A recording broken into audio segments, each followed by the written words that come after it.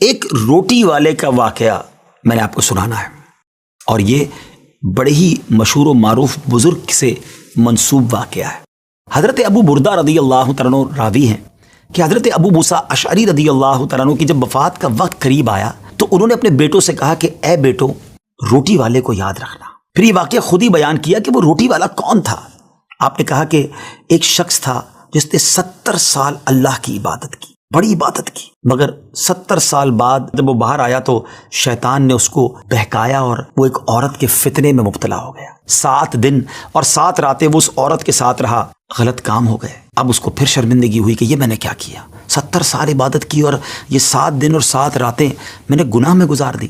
بڑا شرمندہ، بڑا نادم، قدم قدم پر سجدے کرتا جاتا، توبہ کرتا جاتا۔ اب چلتے چلتے چلتے ایک مسافر خانے میں پہنچا تو وہاں 12 مسکین لوگ پڑے ہوئے تھے، لیٹے ہوئے تھے۔ اس نے بھی جگہ بنائی اور ان کے درمیان جا کر خود بھی گر کر سو گئے۔ اب رات میں ایک شخص آیا جو ان کو کھانا دیا کرتا تھا، روٹی دیا کرتا تھا۔ ایک ایک کر کے 12 روٹیاں لے کر آیا تھا، اس کو پتا تھا یہاں 12 مسکین رہتے ہیں۔ ایک ایک کر کے سب کو روٹی دینے لگا۔ وہ شخص جو یہاں آ کر اچانک بیچ میں آ کر لیٹا تھا، اس کو بھی وہ مسکین سمجھا اور اس کو بھی روٹی دے دی۔ لیکن ظاہر ہے کہ اگر ترتیب سے روٹی دیتے دیتے آگے آئے تو آخری نمبر والے کو روٹی نہ ملی، کیونکہ یہ تو 13 ہو چکے تھے۔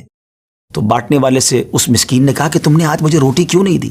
اس نے کہا میں نے تو سب کو ایک ایک روٹی دی، کسی کو 2 نہیں دی۔ کہا تم مجھے روٹی نہیں دے رہے ہو۔ بہرحال وہ ناراض ہو گیا کہ ٹھیک ہے، پھر تم اگر یہ سمجھتے ہو کہ میں بددیانتی کر رہا ہوں تو میں تمہیں کچھ بھی نہیں دوں گا۔ یہ کہہ کر وہ شخص تو چلا گیا، مگر وہ مسکین بیچارہ بھوکا رہ گیا۔ اب وہ شخص جس نے ابھی توبہ کی تھی، پہلے 70 سال کی عبادت بھی کی ہوئی تھی، اس کو خیال آیا کہ میری وجہ سے اس مسکین کو روٹی نہیں ملی ہے۔ بھوک اسے بھی بڑی تھی، مگر اس نے وہ روٹی اسے دے دی۔ شدید بھوک لگی ہوئی تھی، رات بھر بھوک میں تڑپتا رہا اور اسی بھوک کے عالم میں صبح اس کا انتقال ہو گیا۔ حضرت ابو موسیٰ اشعری رضی اللہ تعالیٰ عنہ فرماتے ہیں کہ جب یہ شخص اللہ کی بارگاہ میں پہنچا نا تو ایک پلڑے میں اس کی 70 سال کی عبادت رکھی گئی اور ایک پلڑے میں وہ 7 دن اور 7 رات کے گناہ رکھے گئے۔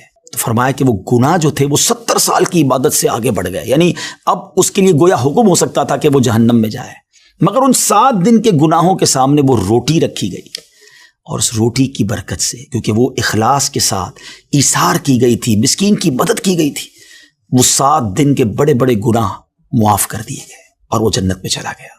پھر آپ نے اپنے بچوں سے کہا بیٹا روٹی والے کو یاد رکھنا۔ ناظرین، یہ واقعہ واقعی دلوں کے تار چھیڑ دیتا ہے۔ 2 باتیں سیکھنی ہیں کہ بعض اوقات کچھ لوگ کہتے ہیں یار میں نہیں بہک سکتا، میں تو بڑے اچھے ماحول میں ہوں۔ نہیں جناب، شیطان نے بڑوں بڑوں کو بہکا دیا ہے۔ ہمیں اپنی صحبتیں اچھی کرنی ہوں گی، اللہ کریم سے شیطان کے مقابلے میں پناہ مانگنی ہوگی اور اپنے آپ سے ڈرتے رہنا ہوگا کہ نہیں میں بھی گناہوں میں مبتلا ہو سکتا ہوں، مجھ سے بھی کوئی بڑا گناہ کہیں نہ ہو جائے۔ توبہ کرتے رہیں، ڈرتے رہیں، خوف رکھیں اور اچھی صحبت اپنائیں۔